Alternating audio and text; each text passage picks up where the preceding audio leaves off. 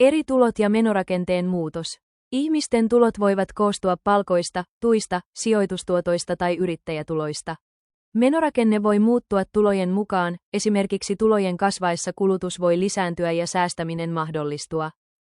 Kuluttamisen sääntöjä. Kuluttajan tulee olla tietoinen oikeuksistaan, vertailla hintoja, budjetoida menonsa ja välttää ylivelkaantumista.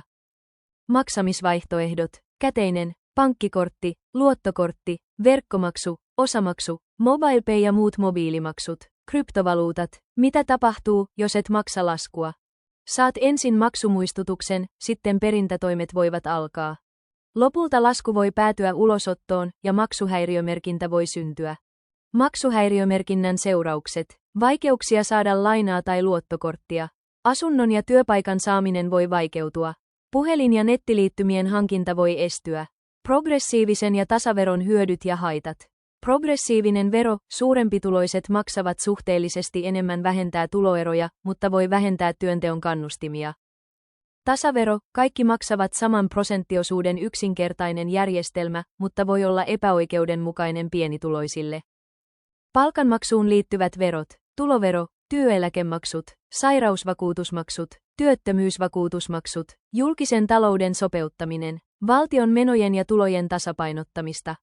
Keinoja, leikkaukset, vähemmän rahaa palveluihin, voi heikentää hyvinvointia. Veronkorotukset, lisää valtion tuloja, mutta voi vähentää kulutusta. Velanotto, mahdollistaa menot, mutta lisää velkataakkaa. Harmaa talous ja sen haitat. Laitonta tai verotonta taloudellista toimintaa.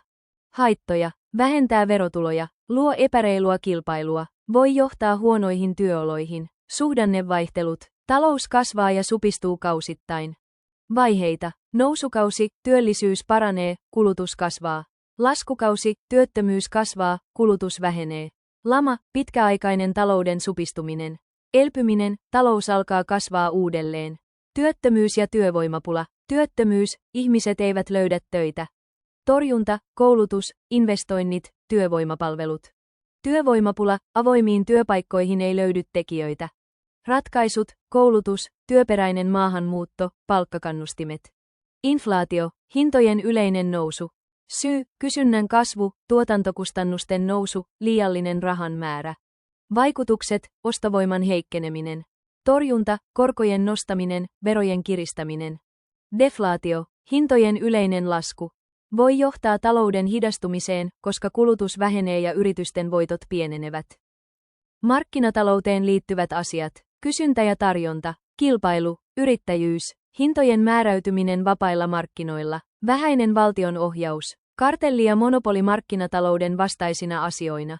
Kartelli, yritykset sopivat hinnoista tai markkinaosuuksista, vähentää kilpailua, nostaa hintoja. Monopoli, yksi yritys hallitsee markkinoita, kuluttajilla ei vaihtoehtoja, hinnat voivat nousta. Siinä kaikki lyhyesti.